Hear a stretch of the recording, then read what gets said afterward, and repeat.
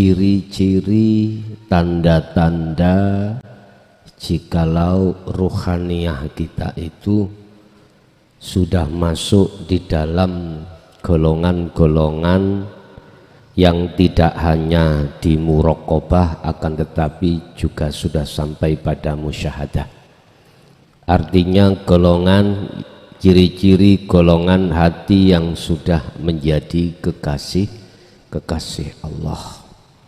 Hal ini Allah tuangkan di dalam surat Yunus ayat 62 dan 63. Surat Yunus ayat 62 dan 63. Menawi saged dipirsani monggo. Bismillahirrahmanirrahim. Ala inna awliya Allah, eling-eling yen sak temene kekasih Allah iku. Berarti kekasih Allah itu yaiku beliau-beliau itu proses awalnya adalah yastami'unal qaula. Beliau-beliau itu sudah hatinya bisa menerima ajaran Rasulullah yang khusus terkait pembimbingan ruhaniyah yang di dalam Al-Quran ajaran dinul haq ay dinut tauhid. Hati yang sudah bisa menerima wejangan-wejangan yang ada kaitannya dengan ilmu tauhid, ilmu yang mendidik bagaimana caranya ruhaniyah itu bisa mengesahkan Allah, atau ruhaniyah itu hanya beriman pada Allah sekalipun setiap saat dan waktu dibenturkan kita dengan urusan-urusan dunia, tetap hatinya itu yattabi'una ahsanahu, mengikuti apa petunjuk di dalamnya. Petunjuknya hanya ada satu, mengukuhkan ruhaniyah bahwasanya yang beraf'al itu hanyalah Allah dari segi apapun. Apakah dari segi yang ditampilkan terhadap makhluk yang bisa bergerak ataupun tidak bergerak.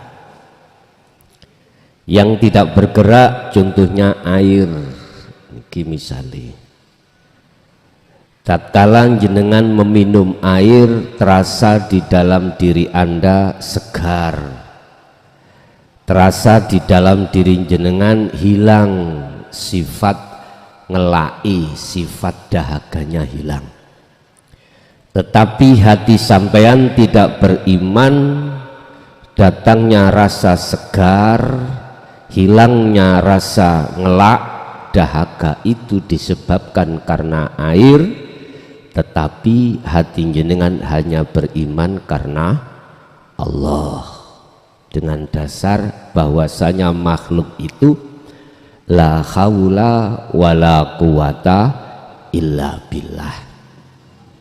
Allahu khalaqakum wa ma ta'malun. Makhluk itu sifatnya tidak punya daya upaya apapun untuk mendatangkan rasa segar atau mendatangkan manfaat atau mudarat, akan tetapi bila mana munculnya manfaat atau mudarat, wama ta'malun, semata-mata itu datangnya dari Allah. Jadi hati tetap ada di situ. Lah, ketika sudah hati zikir di wilayah tersebut, maka Allah katakan dalam surat Yunus tadi, ala inna auliya Allah, ingatlah bahwasanya para kekasih Allah itu pertama cirinya la khaufun, la khaufun. Tidak ada di dalam hati para kekasih Allah itu ketakutan. Ketakutan dalam hal apapun. Apa yang didatangkan Allah baik lewat kondisi apapun, beliau tidak ada rasa takut.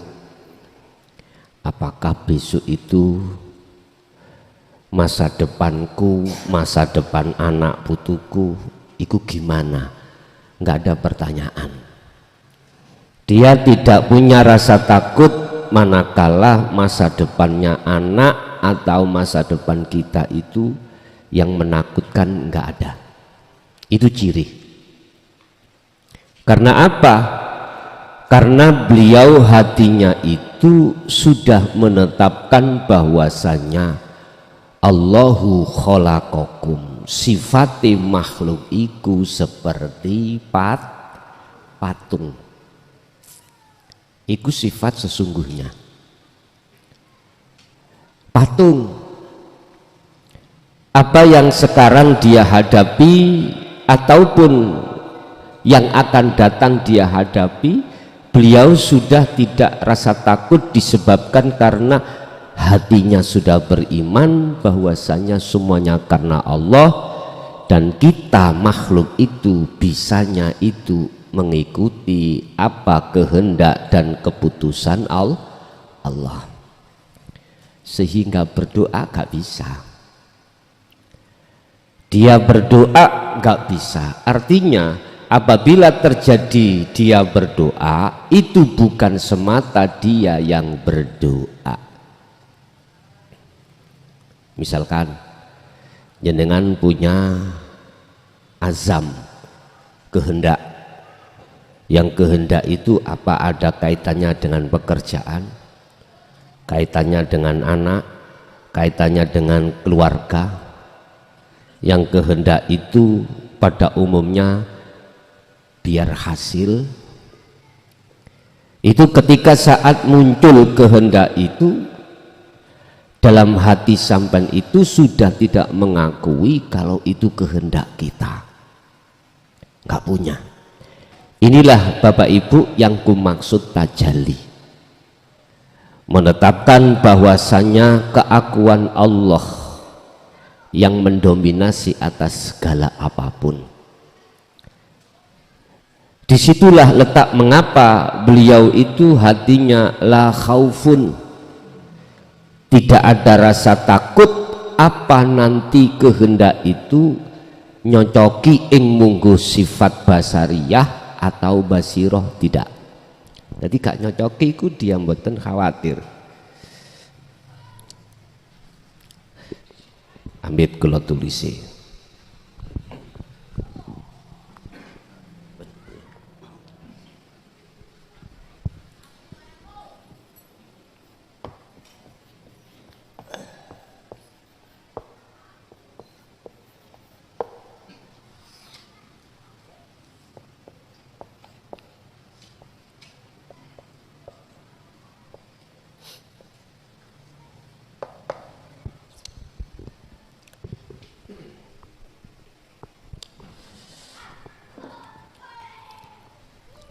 Ketika azam itu datang, kehendak itu datang, mungkin ing mungguh manusia pada umumnya gak ingin yang namanya kehendak atau azam itu tadi tidak hasil. Semua manusia miturut sifat basariyahnya itu pengen semua apa yang direncanakan itu hasil. Itu pasti, siapapun kita. Cuman di dalamnya itu kehendak itu manusia ada dua kelompok. Ada kelompok di mana manusia itu masih menetapkan sifat basariyahnya, kehendak dalam dirinya. Lah, ini yang bahaya. Ketika saat hati mengakui kehendak atau rencana itu kita sebagai makhluk, manakala nanti terjadi kehendak itu tidak nyata, kehendak itu tidak hasil, mesti hati ini, dalam hati kita itu bermasalah. Itu pasti. Mengganjal dalam hati kita karena kehendak itu tidak hasil. Ini dikarenakan kalau hati kita itu duduk di takholli. Inilah yang kumaksud, ada kepentingan nafsu di dalam kehendak. Tatkala ini nanti tidak hasil, yang terjadi hati sampean itu pasti gerunjal, nyalahno ini, nyalahno itu, sebab ini, sebab itu. Wah, hati sampean gak jadi nyaman. Tetapi yang kita bahas pada malam hari ini surat Yunus ayat 62 sebaliknya, yaitu kehendak, di mana kehendak ini hati kita duduk di tajalli. Tajalli berarti di dalam hati jenengan sudah tidak mengakui kehendak jenengan, tetapi kehendaknya Allah itu yang di atas itu, tulisan yang di atas, bukan Allah nama, bukan hidup sifat, tapi yang tak maksud di dalam Al-Quran, ana Allah. Paham Pak Bungi? Bon. Tatkala ruhaniyah ini sudah jatuh di wilayah tajalli, maka apapun hasil dari sebuah kehendak, yang tadinya itu apakah kehendak itu nyata atau kehendak itu ditunda kenyataannya terhadap Allah, jenengan itu la khaufun, tidak ada rasa takut. Karena apa? Zomina sapa Allahu Gusti Allah ala jami'i as'alihim, artinya Allah wis jamin atas seluruh apapun yang ada di dalam diri kita, yang namanya kehendak itu pasti dikasihkan. Cuman aja Allah tidak menetapkan, memunculkan kehendak itu, yang kehendak itu miturut sifat basariyah Anda itu, misalkan hari besok, tapi ditunda hari besok berikutnya. Bapak Ibu, bagi golongan aulia, golongan kekasih Allah itu tidak ada bedanya tatkala kehendak itu nyatanya besok atau lusa, lafar qabainahum, tidak ada beda. Disitulah Bapak Ibu, hati beliau tidak ada penyakit takut, itu enggak ada. Cuman di sini kan pertanyaannya, kekasih Allah itu golongan di mana? Jangan disamakan antara di musyahadatul fana dengan kamil, dengan bakok, jangan disamakan. Sebab terkadang ketika saat mohon maaf hari besok itu tidak dinyatakan, kadang muncul rasa di dalam hati yang ganjel, dikarenakan pada saat itu tidak ada di musyahadah. Tetapi selang waktu entah berapa menit muncul rasa tidak ada takut, itu muncul karena kembali lagi ke musyahadah. Tergantung Gusti Allah meletakkan kita itu golongan kekasih Allah di mana. Yang jelas golongan kekasih Allah itulah khaufun, tidak ada rasa khawatir atau rasa takut apa yang akan terjadi terkait sekarang atau besok masalah kehendak tersebut. Sibuk hatinya, yadkurunallaha qiyaman wa qu'udan wa ala junubihim, sibuk hatinya itu, beliau itu lewat kunci zikir itu, sehingga dia ada di musyahadah. Itu yang pertama. Yang kedua, walahum yahzanun, walahum lan ora ono utawi mereka iku yahzanun, rasa gelisah dan rasa khawatir. Boten wonten. Sekalipun jenengan sekarang itu dituntut anak terkait finansial, besok waktunya bayar, besok waktunya nyun sewu, kulo ngeten pak. Lah sekarang belum ada yang dibuat. Walahum yahzanun, rasa khawatir atau rasa gelisah itu mboten enten. Sama sebetulnya itu. Mengapa dia tidak ada rasa khawatir dan gelisah? Karena ruhaniyah itu beliau di posisi yadhkurunallaha, memegang tali Allah yang disebut sebagai zikir sirul asrar, sehingga dia itu tidak memandang makhluknya yang berupa kebutuhan, tidak memandang makhluknya yang berupa anak meminta tadi, dan atau dia tidak memandang dari sisi yang fana, siapa makhluk, tetapi beliau hatinya sibuk memandang Allahnya yang berperan satu-satunya. Tentunya Bapak Ibu, ini juga tidak mudah bagi kita yang belum menjadi kekasih Allah.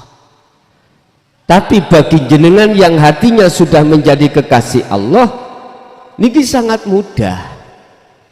Sehingga kayak koyok iya bahasa Indonesia ini koyok iya apa? Kayaknya itu ada sang pembisik di dalam hati sampean, menarik untuk makrifat pada Allahnya. Ini secara otomatis, baik qiyamah wa qu'udan wa ala junubihim, baik ketika saat jenengan posisi dalam keadaan berdiri, keadaan duduk, atau keadaan berbaring. Intinya dalam kondisi apapun, jenengan kalih kula yang sudah dikatakan Allah sebagai aulia di mata Allah, itu mudah sekali jenengan kalih kula niki hati makrifat pada Allah. Lewat sinilah Pak, akhirnya tidak ada rasa khawatir dan gelisah. Disimpulkan dari berbagai ciri-ciri aulia manahipun adalah tatmainnul qulub, anteng hatinya. Karena apa? Ala bidzikrillahi tatmainnul qulub. Ingatlah bahwasanya hanya dengan berzikir hatimu akan tenang. Zikir yang dimaksud di sini adalah eling sadar apapun yang terjadi iku sing agawe mung Gusti Allah. Seperti masa sekarang itu teriknya atau apa, kemaraunya panjang ya, banyak daerah-daerah yang waktunya itu menanam sampai sekarang belum menanam.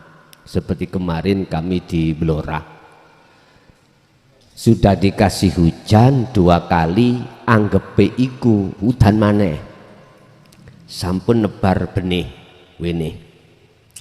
Kalau Pak petani sudah nebar wenih ya, ternyata habis itu tanahnya nelo-nelo lagi. Lah rugi berapa bahasa syariat? Lah ini kalau tidak dibarengi dengan hati berzikir, ingat, sadar bahwasanya semua karena Allah. Mesti kita itu rasa khawatir, rasa gelisah dan lain sebagainya akan menyerang di dalam hati kita. Tapi berhubung ini kajian kita pada malam hari ini adalah khusus masalah ciri-ciri para kekasih Allah itu tidak seperti itu. Kalau secara umum kita bicara aulia kekasih Allah kok si jerone lah, ngoten nggih, secara umum. Padahal mudah sekali untuk meraih titel atau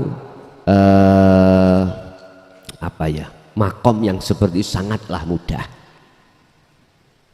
Kan cuman satu, ilmu, amal, istiqomah. Ilmu tauhidnya sudah, amal perilaku berdasarkan tauhid, istiqomah dengan terus menerus. Ini mudah sekali. Itu kalau sudah bagi yang sudah menerima ilmunya. Pertama yang paling sulit itu membuka ilmunya ini loh Pak. Bisa diterima atau tidak ini sangat susah sekali.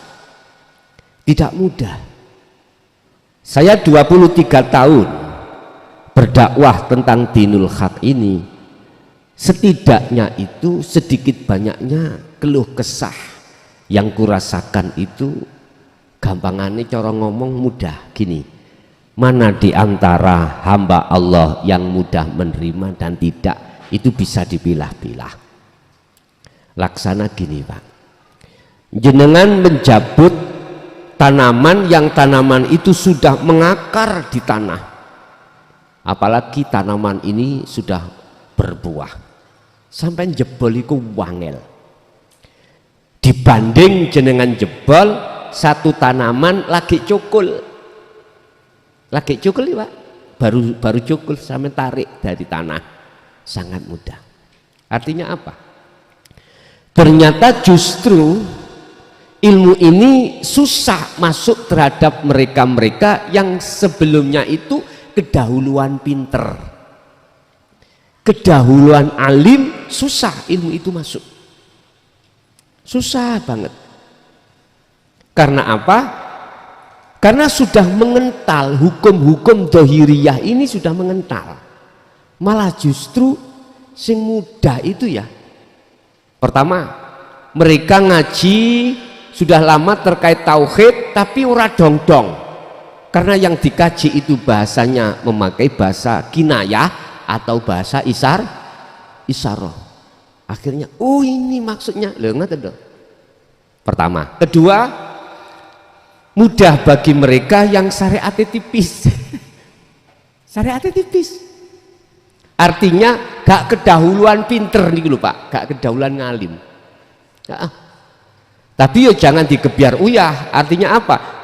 Kadangkala juga menemukan sudah ngalim ilmu syariate, ngalim ilmu thariqahe,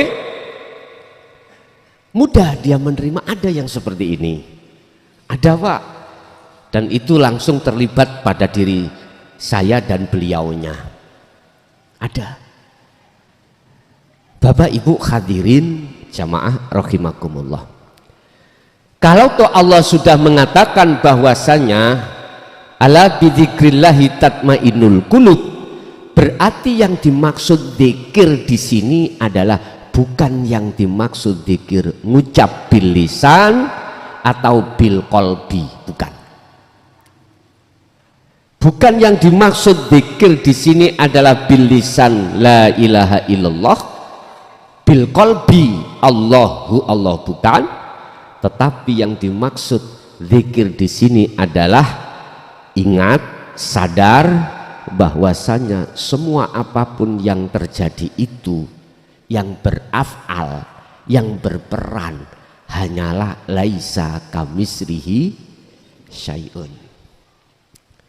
Lah inilah Pak zikir yang menjadikan hati sampean kalih kula iku menjadi hati yang tenang. Coba kita gak usah bicara orang lain, kita bicara diri kita sendiri dulu Pak ya. Ketika saat kita sudah mendawamkan zikir jahri, bahkan zikir sirri, Coba jenengan piyambak kali kula bisa ngeraosake mana letak ketenangan hati? Enggak ada. Umpomo saya itu guru punya murid katakanlah 100, kok berondoli, apa berondoli ini Pak?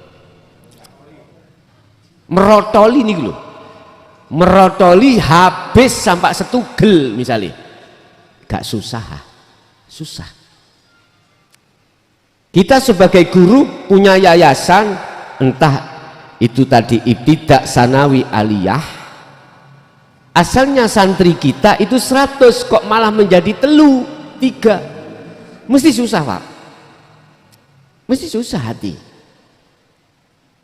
hati kita nggak bisa tenang. Padahal saya itu sudah berzikir, yang zikir itu saya hitung jahrinya 10.000, sirinya 20.000, maka masih tetap tidak bisa tenang, tidak bisa. Katakanlah kita biasa nyekel uang, gak nyekel uang, gak pegang uang, piye rasane? Ngeluh. Berarti zikir yang bisa menjadikan hati sampean iku tenang adalah adzikru bisiril asrar. Mungkin bisa dilihat di dalam surah Al-Anbiya 87. Kalau sampean gak gelem buka Al-Qur'anul Qadim, buka Al-Qur'anul Karim di dalam surah Al-Anbiya 87 dan 25. 87 itu mendidik terhadap kita bahwasanya Allah itu dekat, sehingga ada rasa dalam diri kita bahwasanya Allah itu dekat. Idza sa'alaka ibadi anni fa inni qaribun. Muhammad, jikalau hambaku tanya tentang keberadaan diriku, katakan inni qaribun, sesungguhnya saya itu dekat. Loh, rasa yang menjadikan hati Anda bahwasanya Allah itu dekat itu ternyata ada di zikir sirul asrar, di pasu'aul basirah. Disinilah para ulama tasawuf menyarankan kita untuk menafikan sesuatu yang menjadikan jarak antara kita dengan Allah, sekalipun Allah itu dekat. Dekat berarti tidak bukan berarti tidak ada jarak. Kalau masih dekat itu mesti ada jarak. Makanya disebut muraqabah. Anta budallaha ka'annaka taroh. Ketika saat beraktivitas hati kita itu sudah yakin bahwasanya yang menggerakkan kita adalah Allah. Iki muraqabah. Ada yang menggerakkan, ada yang digerak. Dalam diri kita masih merasa ada sebagai yang digerakkan. Iki muraqabah. Nah, inilah Pak, sebagai calon kekasih Allah itu di sini.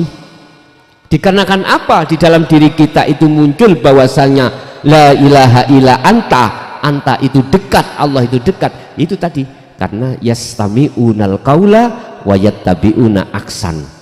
Kita telah mendengarkan ajaran dinut tauhid, sudah paham, terus kita melaksanakan amaliyah itu sesuai dengan petunjuk di dalam kefahaman ilmu tauhid itu. Akhirnya jenengan itu ada rasa yakin kalau Allah itu yang menggerakkan. Ingat, di dalam ruh itu ada rasa, di dalam rasa ada cahaya, di dalam cahaya ada hidup. Itulah yang kumaksud Allah Subhanahu wa ta'ala. Manakala ruh ini rasanya tidak digugah, tidak dibangunkan, nggak akan pernah ketemu cahaya. Lah yang bisa menggugah, membangunkan rasa yang benar, iman yang benar adalah dinul haq. Di sini walladzi arsala rasulahu bil huda wa dinil haq. Dialah Allah yang maha suci, yang mengutus utusannya untuk membawa hidayah wa dinil haq dan ajaran dinut tauhid. Jadi antara hidayah dengan ilmu ini bersamaan. Ketika disampaikan ilmu nggak ada hidayah dari Allah, ya udah seperti kita itu meletakkan air di atas daun talas, gitu. Tapi bersamaan dengan hidayah Allah, maka laksana kita menaruh air di tanah yang kering, di tanah yang tandus, maka jadilah subur itu tanah. Seperti itu. Setelah itu proses itu dilakukan, maka rasa akan muncul, iman yang benar yang akan muncul. Kata Rasulullah, iman yang benar adalah iman yang sudah jatuh di ihsan. Disampaikan anta budallaha ka'annaka tarah, dalam hatimu ada rasa, ada iman bahwasanya Allah itu dekat. Kalau sudah seperti ini, fastaqamu, teruskan, asahlah su'aul basyirah itu, diasah terus. Kita lakukan baik ketika saat kiaman kita berdiri, wa qu'udan ketika berduduk, wa ala junubihim ketika berbaring, terus zikir itu berjalan, maka sampailah ke ainul basirah, pos yang kedua, pertemuanmu dengan Allah. Akhirnya disebut musyahadah, inilah kekasih Allah. Kekasih di mana sudah tidak beriman lagi terhadap siapapun. Karena apa? Karena dirinya sudah tiada, dirinya sudah fana. Jadi yang digerakkan tadi sudah tidak ada, yang menggerakkan tadi sudah tidak ada. Terus yang ada itu apa? Inilah Bapak Ibu yang tidak bisa jenengan sebut. Inilah Bapak Ibu yang panjenengan tidak bisa menggambarkan dengan sesuatu apapun. Sehingga saya katakan inilah qul huwallahu ahad. Inilah ahad itu maksudnya. Artinya umpama disederhanakan itu dengan bahasa yang kita terima, yang di level ilmu itu gini Pak. Tadi kan ada yang menggerakkan, ada yang digerakkan, itu muraqabah. Kalau di musyahadah itu adalah dijawab di dalam surat Toha ayat 14 itu. Sesungguhnya aku iki Allah. Ora ono, tidak ada Tuhan kecuali saya. Artinya ketika jenengan hening hati itu, hening ya, maka di situ akan muncul satu kalimah, ya aku iki Allah. Loh ngeten, tapi iki gak kena ditokno lho ya. Tidak boleh dikeluarkan. Ada bahasa di dalam hati jenengan itu, sang yang hidup itu berkata, ya aku iki Allah. Berarti yang mendengarkan siapa? Allah. Yang berucap siapa? Allah. Yang melihat siapa? Allah. Lah kemanakah kita itu? Sudah tidak ada.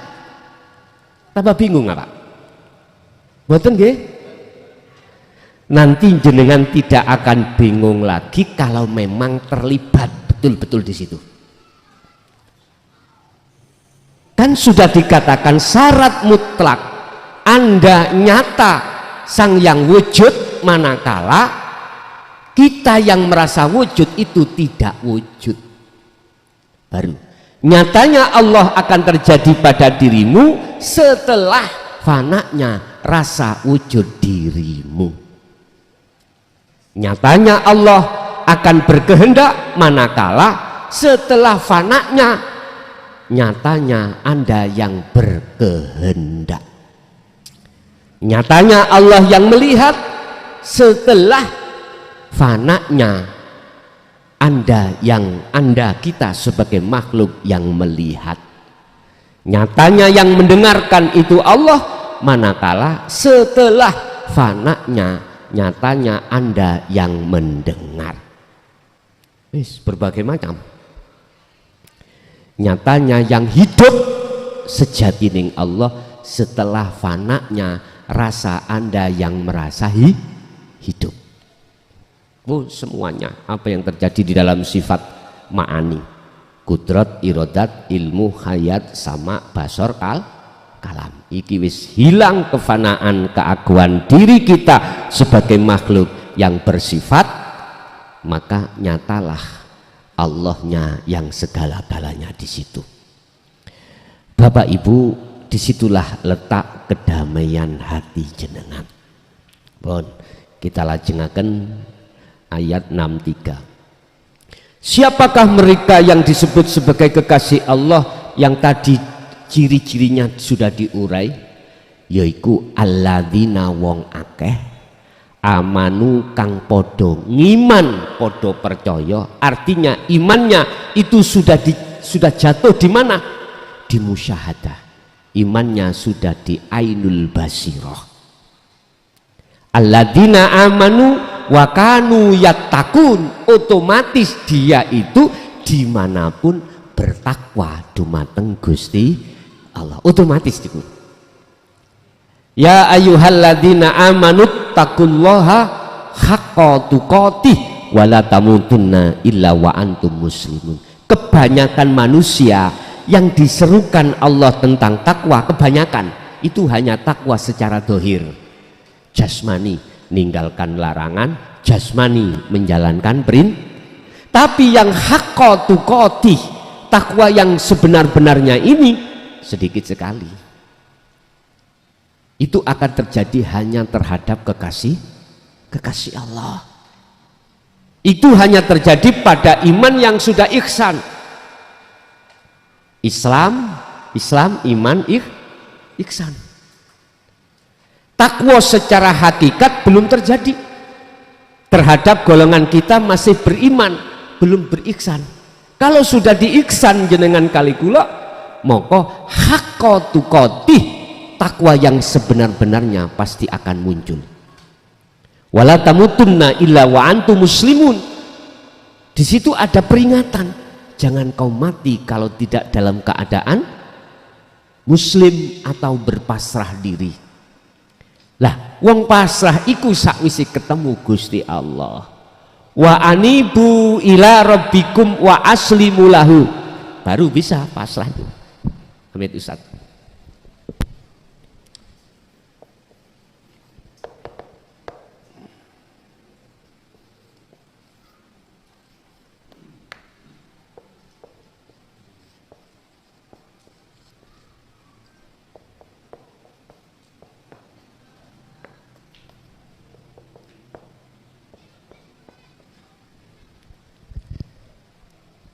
Niki Qur'ane dawuh wong isok pasrah, Islame iku betul-betul benar, iku wa anibu, ketemu Allah dulu.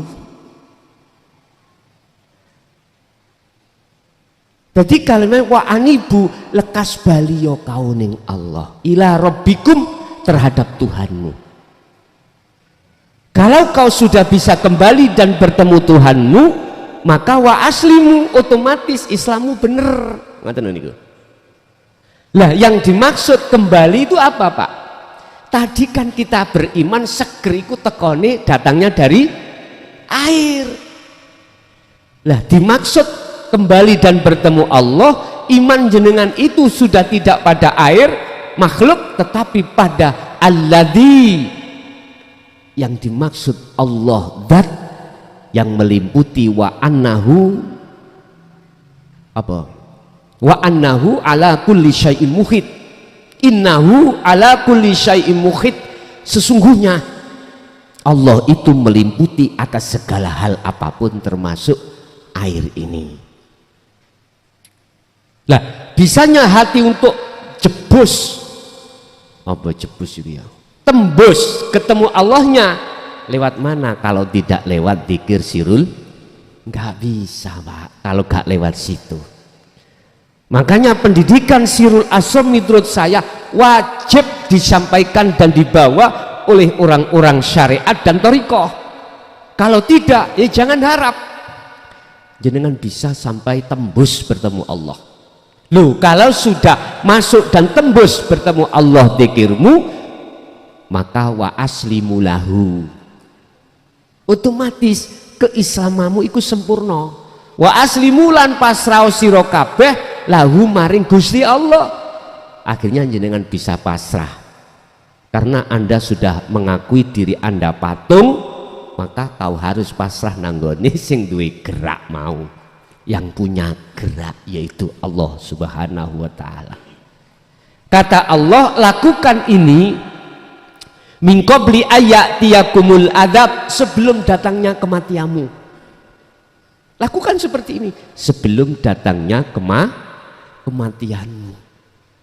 Sebab jikalau tidak lekas kau lakukan, tsumma la tunsarun, matimu dalam keadaan su'ul khotimah, alias kau tidak akan mendapatkan pertolongan dari Allah. Sebab ketika wong nazak iku rebutan, Pak, rebutan, nafsu iku rebutan.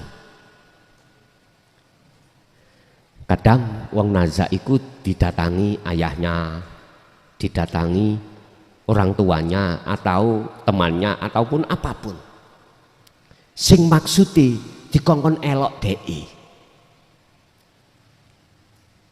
dan itu pasti terjadi pada siapapun, kecuali khusus hanya terjadi para kekasih Allah.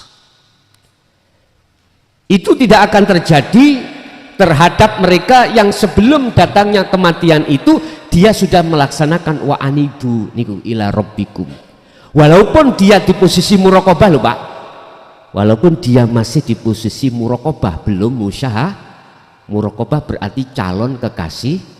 Iku jenenge jenengan ngerepotno Gusti, budal ngaji gak gelem budal dhewe tapi njaluk diso.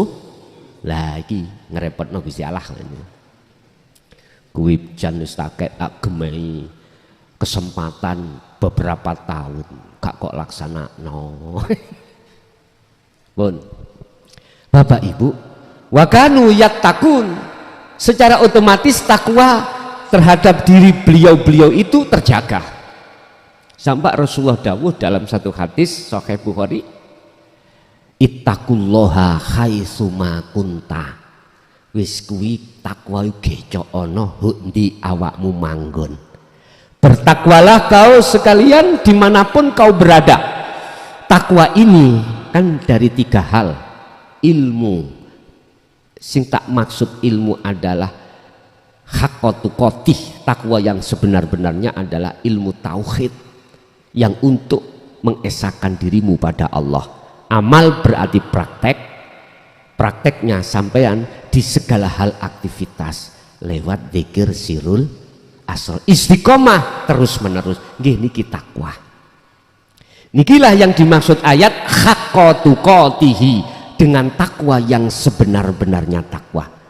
Gak hanya secara syariat saja tetapi juga secara hakikat. Tidak hanya secara jasmani kita meninggalkan larangan di dalam hukum syariah, menjalankan perintah di dalam hukum syariah saja tidak, tetapi takwa di dalam hati jenengan aplikasikan di dalam syariat. Apa? Anibudullaha wajtanibut taghut.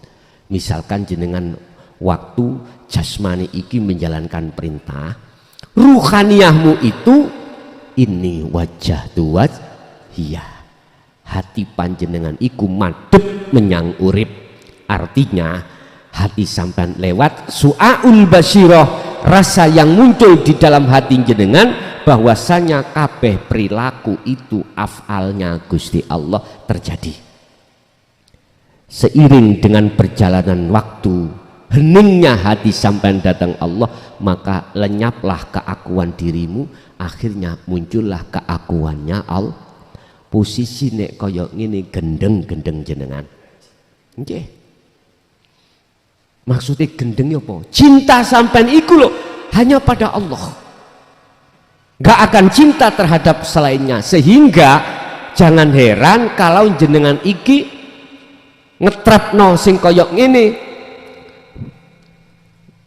Terjadinya hal ini di tengah-tengah jenengan sholat, jangan heran kalau dilupakan hitungan rakaat, dilupakan gerakan rukun sahnya sholat. Lali sampean gak usah ragu, gak usah iki sholatku diterima apa gak, mari ngadeg kok langsung sujud. Ya nek sujud sahwi ngoten, nyuwun sewu, ini sudah tidak berlaku bagi orang sing gendeng nang Gusti Allah. Saking gendenge sampean dilalekno Allah terhadap perkara selain Allah. Sing penting sampean ngalir mawon. Babalah orang lain, biarlah orang lain berkomentar apapun, abaikan. Udah. Sing penting ini wajah tuat. Iya. Terhadap siapa wajah? Hidup. Yang mana lilladzi fataros samawati wal ard, yang menguasai gerak dohirmu, gerak jasadmu, gerak ruhaniyahmu. Fataros samawat, samawat iku ruhaniyah, wal ard jasmani. Udah ngalir aja. Hanifan, posisi madepmu iku temen-temen madep. Mancep cara wong makui kayu iku pakune iku bles gitu loh Pak. Kalau seperti itu, wama ana minal musyrikin, Anda bukan termasuk golongan yang menyekutukan Allah. Itulah golongan makrifat. Golongan jenengan ini sudah diletakkan Allah ruhaniyah ini di makom musyahadah.